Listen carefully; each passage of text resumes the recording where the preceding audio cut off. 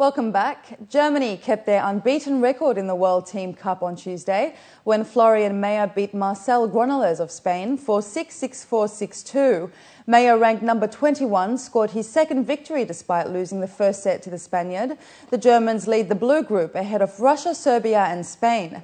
Marty Fish defeated Alexander Golubev of Kazakhstan 6-4, 6-2 to leave the United States in second place in the red group with 2 wins and 1 defeat. Leaders Argentina remain unbeaten after 3 matches and Sweden are in third place.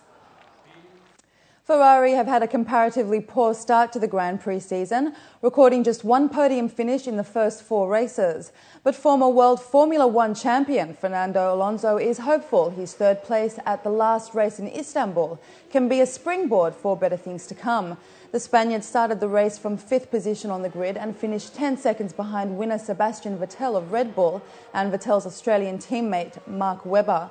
Alonso and Brazilian teammate Felipe Massa lie 5th and 6th in the table and hope to improve on that in the next 2 races.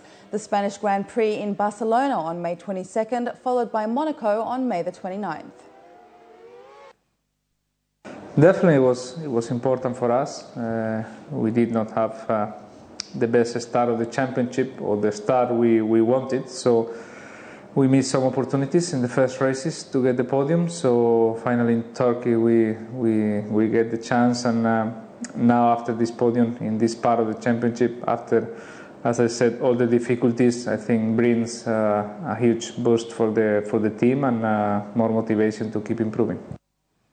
The British Racing Drivers Club, owners of the Silverstone circuit, opened their wing building for business on Tuesday in readiness for the British MotoGP and the British Formula One Grand Prix races. The wing is 390 metres long and 30 metres at its highest point, serving as the pits, paddock and media centre for the races. The opening marks a complete turnaround in the fortunes of Silverstone, which risked losing the race 6 years ago when negotiations with F1 boss Bernie Ecclestone broke down over the lack of investment by the BRDC in the track.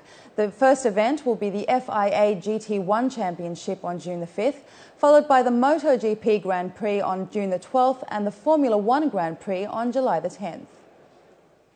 And Brazilians representing the World Cup winning teams of 1970, 1994 and 2002 have joined forces to launch Brazil's Masters 9402 to play in exhibition matches around the world. Those involved include former Munich striker Paulo Sergio and 1994 Brazil winning captain Dunga and 1970 captain Carlos Alberto.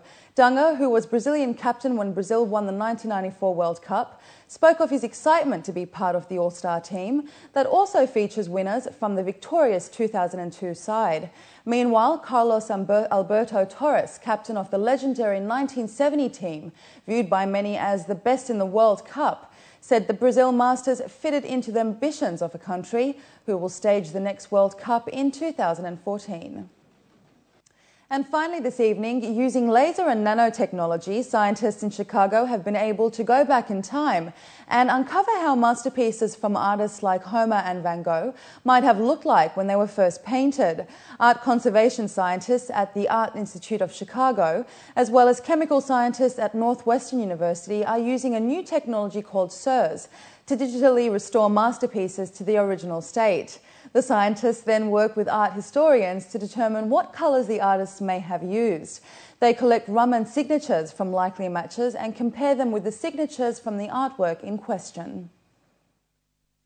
My vision for the future is a Raman camera, handheld Raman camera, that you take a picture of the Mona Lisa, and in every pixel on your camera is a Raman spectrum. And you can therefore read out, line by line, point by point, the chemical composition of the Mona Lisa. The scientists say over the years, great artworks will always fade, but thanks to science, the artist's vision will last forever. And with that, let's take a look at the local and international weather forecast for tomorrow.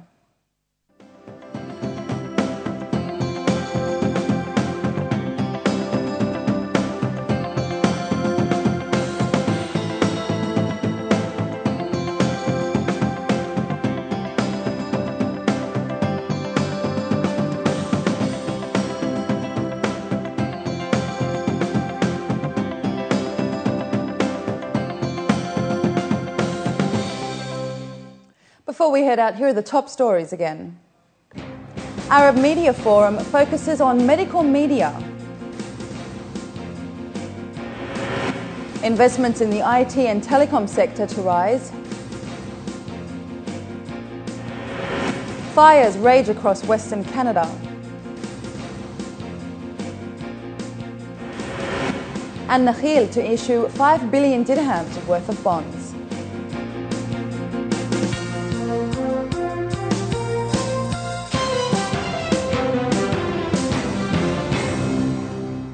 Well, that brings us to the end of the bulletin. As always, we love to hear your comments. You can contact us at news@city7tv.com or by calling us on 04367 2230, and do join our Facebook page. But from the entire news team, it's goodbye for now.